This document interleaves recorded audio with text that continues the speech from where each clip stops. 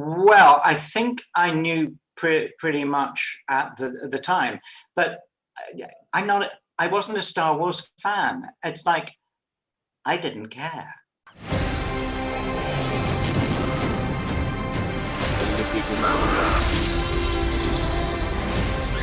Where we're going, we don't need roads. Mr. Daniels, what an honor to see you again, sir. It's always such a pleasure. I'm such a fan. Loved this, by the way. It's so great. Hey, you have one too? You got one too? This one is in paperback. I got lots here. And hey, have you got it in Japanese? Because your library. I don't have the Japanese. I gotta stock up. Apparently, I'm missing out. I thought I was a fan. Apparently, I gotta step it up a little bit. Okay, I'm so sorry I'm not there in Chicago with you. I love Chicago debates. Well, the last time you were here, you and I spoke on Star Wars Celebration, and one of my favorite photos I have with any celebrity is us embracing on the red. You were kind enough to give me a great warm embrace. I actually have it framed on my wall across my apartment. So really, it's an honor to speak with you. Thank you so much for your time. I was wondering if you would, for a second, take me back to the set of the original 1978 holiday special. At this point, kind of lives in infamy, but I'm just sort of curious, like, what was the mood on set then? What were you sort of looking around and thinking? What was Harrison saying? Like, what did people feel about it before it came out? It was like a bad dream. Okay, most of the program was filmed elsewhere before we arrived, but Carrie and Mark and I and Harrison kind of turned up on 2 or 3 days, I can't remember, but quite a short time. And I remember the set, it was in a huge sound stage, and most of it was just draped in black. But there was this kind of thing, a bit like a giant turd that was meant to be the tree of life. And it was like one of the worst props I'd ever seen.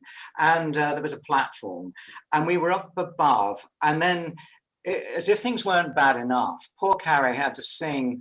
I think she had a music earpiece, but her voice just out in the studio, of course, nobody sounds good like that. So we were kind of wincing a bit. She was a good singer, but not under these circumstances. And then there was the moment where the Wookiees arrived, and you had this crew of extras all dressed up in these long robes and with these terrible gloomy Wookiee heads on that just looked monstrous. And they were carrying, and in the script it says they enter carrying their glowing globes, because indeed these kind of upturned fish bowls did look, well, they were glowing, they had electric things in it. But carrying their globes, it had a kind of strange connotation, like they were going for some kind of medical exam, I don't know. And then, of course, what they had done, I talk about the book, they had done a really cheap effect on the floor to make stars. They put like Christmas tree white pea lights on the floor, all wired together and just scattered around. Well, when you're in a Wookiee hat, you can't see, and you've got big Wookiee feet on, you can't feel. So they kept treading and making crunchy noises, and gradually the stars burned out. And then, yeah, it wasn't good. And it was just unbelievable. And it seemed to go on forever because there was no energy. It was totally depression. I mean, it was more like a death day. It was meant to be Wookiee Life Day, and it was like a funeral. So I'm delighted to say that this Lego version is nothing to do with the original and is rather more cheerful.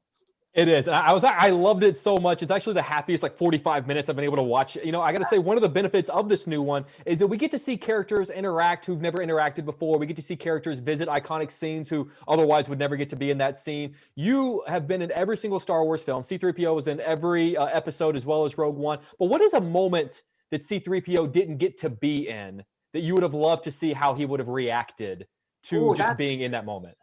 Yeah, that is really difficult because he has been there a lot of the times at the key moments, whether it's the medal giving ceremony, not that he got one, but, you know, because he was doing sterling work back at base. I think 3PO needs, actually it's a gold medal, so it wouldn't show up anyway. It'll just blend in. Yeah.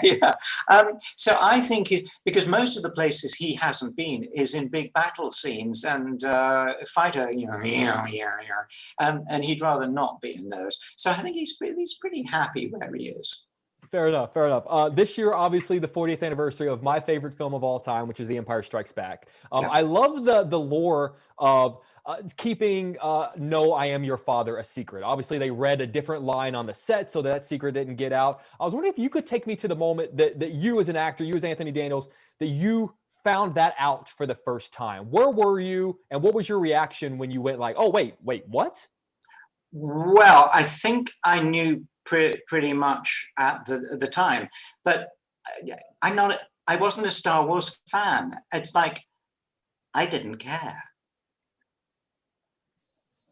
It's like, who shot who first? I don't care. Somebody shot somebody, and it was a great scene in the cantina. I am your father. Was good, but it's Mark Hamill's reaction that is so good, because on the day, yes, some crazy lines were put in just to. Secrecy is very important, and anybody who spoils, C-3PO does not like spoilers. But hey, we all know, and in fact, that secret did leak out, of course, as we famously know, which was a shame. But it remains, even when you know the Chewbacca. That's my dog Daenerys, who's a big Chewbacca fan. She's getting very excited. I love it. I love it. So I like surprises, but often I have to think, well, bearing in mind when George Lucas said to me for episode 1, "You're created by Anakin Skywalker," as a child, I thought it was brilliant, because I was so confused. I know very little about Star Wars. I thought Anakin was played by Alec Guinness. So you can see how in touch I am. I got to go to the movies, haven't I? Fair enough. Fair enough. And as we wrap up, I want to kind of end by going back to the beginning. Obviously, you have the very first line ever spoken in any Star Wars movie. Did you hear that? I was just wondering if you could just take me to that moment when you got to say that line, had no idea the life that was about to unfurl in front of you, and just sort of kind of what that day was. Was it just another day in the life of an actor? Well, it was the very early on in our return to Elstree Studios from Tunisia, and I remember it very, very clearly. The white corridor, the people rushing about the troops and everything, and somebody else dressed up in a similar costume, and pretending that there was noises going on.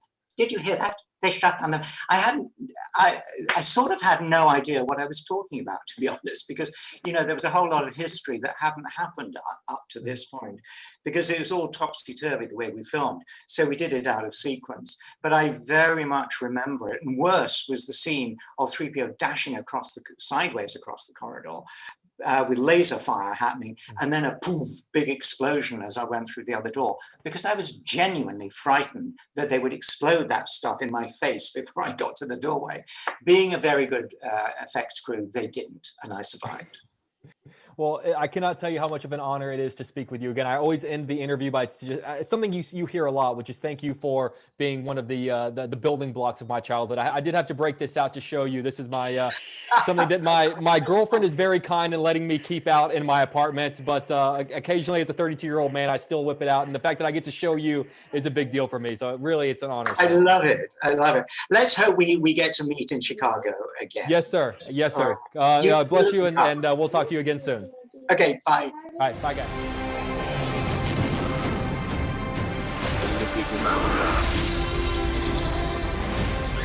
Where we're going, we don't need roads.